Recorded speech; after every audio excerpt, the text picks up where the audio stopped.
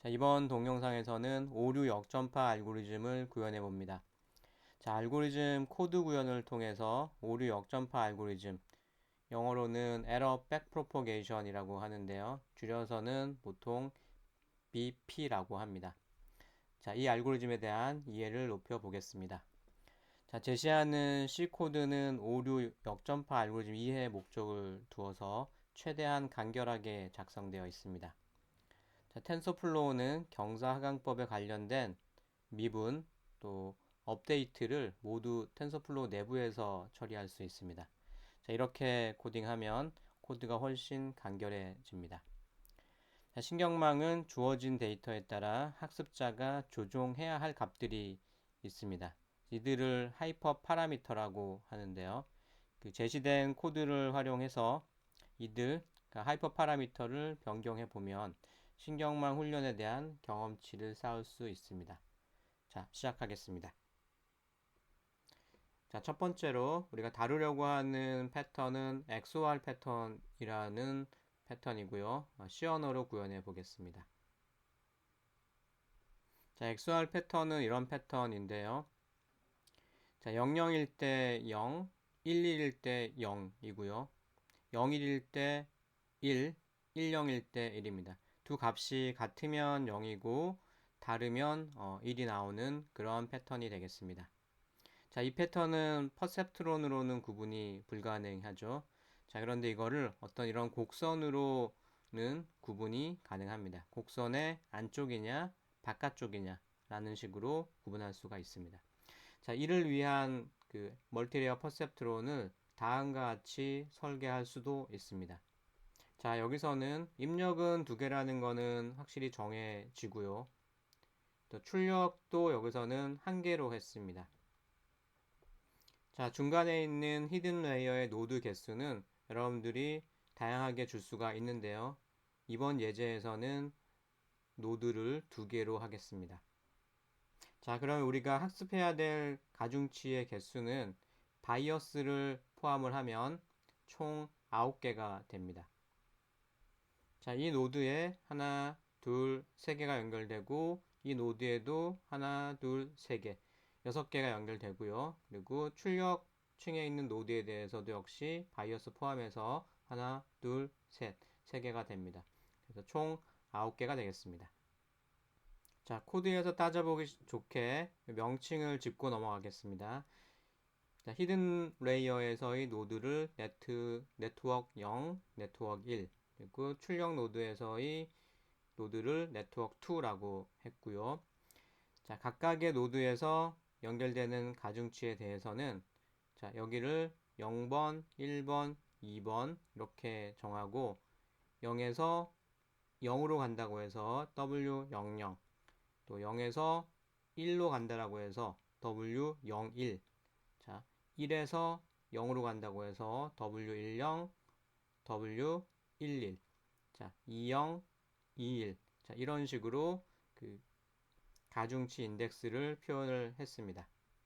자, 출력 노드에 대해서는 이게 예로 봤을 때 첫 번째 0번째 입력, 1번째 입력, 2번째 입력이라고 생각을 하면 W02, W12, W22로 표현할 수 있습니다. 자, 이 코드는 이분이 구현을 했는데요. 굉장히 오래된 코드라서 최근에 인터넷 링크는 찾아볼 수가 없었습니다. 자, 알고리즘을 이해하기에 딱 좋을 만큼 아주 간결하게 구현이 되어 있어서 이 코드를 이용해서 설명을 하겠습니다. 자, 여기서는 러닝 레이트를 0.5로 세팅을 했고요. 백프로포게이션을 위한 클래스를 정의하고 있습니다. 자, 생성자, 소멸자가 있고요. 학습을 시키기 위한 트레이닝, 인퍼런스를 하기 위한 run 함수가 있습니다. 자, 인자는 3개인데요. 입력이 2개고, 그다음에 마지막에 정답지 하나가 있습니다. 그래서 3개가 됐고요. 인퍼런스 할 때는 입력값 2개만 주면 되죠. 자, 그리고 프라이빗 멤버로 학습해야 될 가중치 9개, 그리고 시그모이드 함수를 포함하고 있습니다. 자, 생성자에서는 가중치를 초기화를 하면 되겠죠. 그래서 9개에 대해서 다음과 같이 초기화를 하고 있습니다. 랜드 함수가 0부터 32,767까지 출력을 해주니까요. 자, 요 값은 거기에 나누기 2를 하고 있습니다. 자, 이렇게 계산을 하면은 0에서 2 사이 값이 나올 테고요. 거기에 마이너스 1을 해주니까 이 전체 값의 범위는 마이너스 1에서 1 사이의 값이 무작위로 들어가게 됩니다. 자, 다음은 트레이닝 함수인데요. 입력이 두 개가 들어오고 그거에 대한 정답, 타겟값, 레이블값 y가 인자로 넘어옵니다. 자, 변수를 네트워크 1, 네트워크 2, 그 다음에 이들의 출력을 i3, i4라고 했습니다. 자, 그리고 이들은 맨 마지막 출력 레이어에 아웃풋 노드에 입력으로 다시 들어가겠죠. 그리고 그들의 최종 아웃풋 출력을 아웃이라고 했습니다. 자, 네트워크 1은 다음과 같이 계산을 하면 되죠. 자, 바이어스 1에서 0에서 0으로 가는 가중치 곱해줬고요. 자, 첫 번째 입력에 대해서는 1에서 0으로 가는, 그리고 두 번째 입력에 대해서는 2에서 0으로 가는 가중치를 곱해주고 있습니다. 자, 네트워크 2에 대해서는 바이어스에 대해서 0에서 1로 가는, 그 다음에 입력, 첫 번째 입력에 대해서는 1에서 1로 가는, 두 번째 입력에 대해서는 2에서 1로 가는 가중치를 곱하면 됩니다. 자, 이렇게 계산된 값을 시그모이드 함수를 통과시켜서 i3, i4로 대입을 했습니다. 자, 그럼 출력 노드에 대해서는 i3, i4를 입력으로 하면 되고 바이어스에 해당하는 1이 들어가면 되겠죠. 자, 거기에 각각 연결되는 가중치가 0에서 2로 가고 1에서 2로 가고 2에서 2로 가는 그러한 가중치를 곱해주면 됩니다. 그리고 역시 시그모이드 함수를 통과시켜서 아웃풋이라는 변수에 할당을 했습니다. 자, 여기까지 하면은 히든에서의 출력값, 그 다음에 최종 아웃풋 노드에서의 출력값을 얻을 수가 있습니다. 자, 이번에는 델타 K랑 델타 H를 계산해 보겠습니다. 자, 델타 K는 이 그림에서는 여기서 계산하는 거죠. 한 개가 있고요. 자, 델타 H는 여기랑 여기, 그래서 두 개가 있습니다. 그래서 코드에서는 델타 2, 1, 0으로 각각 표현을 했습니다. 자, 아웃풋 노드에서 델타 K는 아웃풋 노드의 출력 곱하기 1 마이너스 아웃풋 노드의 출력 곱하기 y 빼기 y 햇 이죠. 그래서 이 부분을 그대로 코드로 반영을 하면 아웃풋 곱하기 1 마이너스 아웃풋 곱하기 y 빼기 아웃풋 이렇게 표현됩니다. 자, 델타 H는 히든 노드에서의 아웃풋 1 마이너스 아웃풋에다가 출력에서 구한 델타 K를 WHK랑 곱해서 다 더해주게 되는데, 자, 이 경우에는 아웃풋 노드가 한 개밖에 없기 때문에 서메이션만 빠지면 되겠습니다. 그래서 이 부분을 그대로 코드로 옮겨 놓은 것을 보면요. i4 곱하기 1-i4 그 다음에 곱하기 가중치 2에서 2로 가는 가중치 곱하기 델타 2를 곱해주고 있습니다. 자, 여기서 1로 가는 거에 관련된 델타 제로는 입력 i3 곱하기 1-i3 곱하기 여기서 1로 가는 w12 그 다음에 델타 2 이렇게 곱해주고 있습니다. 그래서 이 유도했던 우리가 이미 알고 있던 이 식을 그대로 코드로 옮겨 놓고 있습니다. 자, 다음은 업데이트하는 식인데요. W는 W 플러스 델타 W를 하는 거죠. 자, 이때 델타 W가 러닝 레이트 곱하기 바이어스에 대해서는 1을 곱해주고요. 해당하는 델타를 곱해주면 됩니다.